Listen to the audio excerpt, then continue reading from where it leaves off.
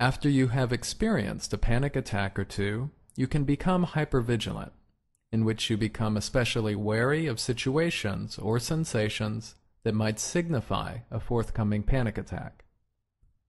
Unfortunately, this hypervigilance is counterproductive. It pathologizes normal variations in how your body feels, and it can prompt you to avoid certain places and experiences, which imbues them with more fear. Such hypervigilance then actually increases the likelihood of a future panic attack while ensuring that you survive in a basic evolutionary sense. Can you provide an example of how this process works? Sure. Let's say that you're walking down the street and you notice some tightness in your chest. Most likely this is a normal response to something happening in your life or immediate experience. You might have some stress-related muscle tension, or you might be carrying a bag or suitcase awkwardly. Perhaps you've started working out again recently or really pushed yourself in the gym. While this is the cause of the muscle tension, it is not immediately apparent. As a result, you think that it is really strange and potentially worrisome. Based on these thoughts, you activate the fight-or-flight response associated with fear. Your body physiology begins to change. While these changes are ideally suited to help you respond to the perceived threat, you experience them as threatening and disastrous. For example, your heart starts beating more quickly and strongly in order to distribute blood more effectively to your major muscle groups. Very natural and appropriate if you're going to be fighting something or running away.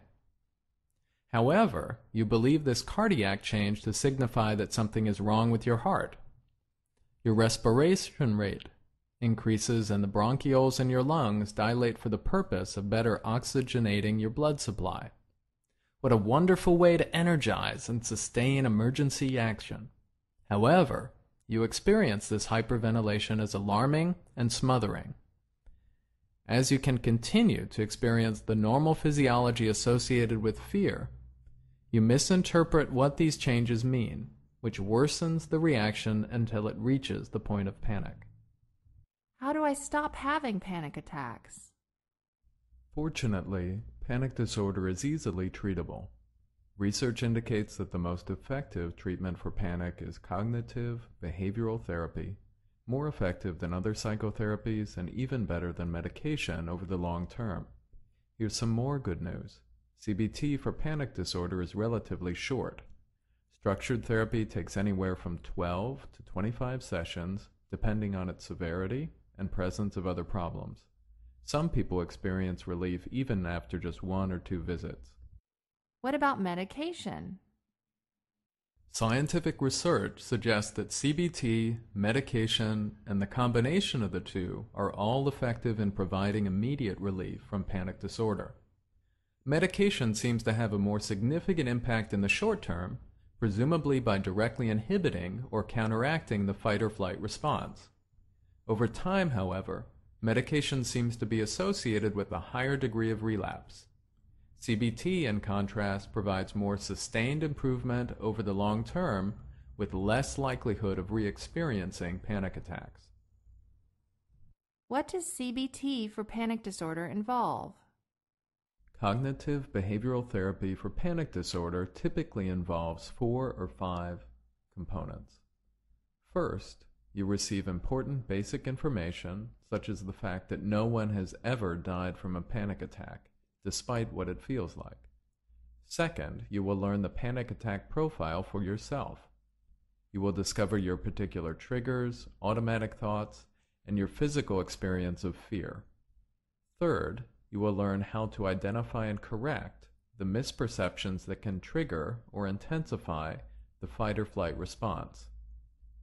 Fourth, you will be trained in various relaxation methods designed to counteract the fight-or-flight response.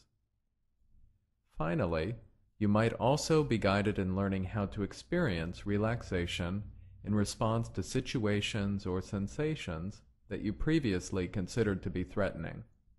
Called exposure, this process is helpful if you are especially prone to panic, have developed agoraphobia, or experienced panic attacks during sleep. What are some common misconceptions about panic? First, despite how a panic attack feels, it will not kill you. No one has ever died from a panic attack. Let me say that again. No one has ever died from a panic attack. Second, there is nothing wrong with feeling afraid or anxious. It is a very natural and normal response to how you are thinking in response to a particular situation or somatic sensation.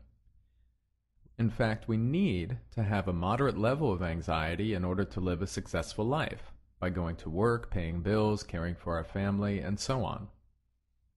Third, panic is not best treated by therapy that explores childhood experiences or past trauma.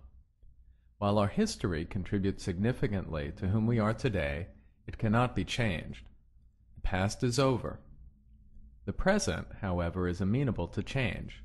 As a result, we need to address how we are experiencing the world today through our thoughts, emotions, and behaviors in order to provide relief from excessive anxiety and panic.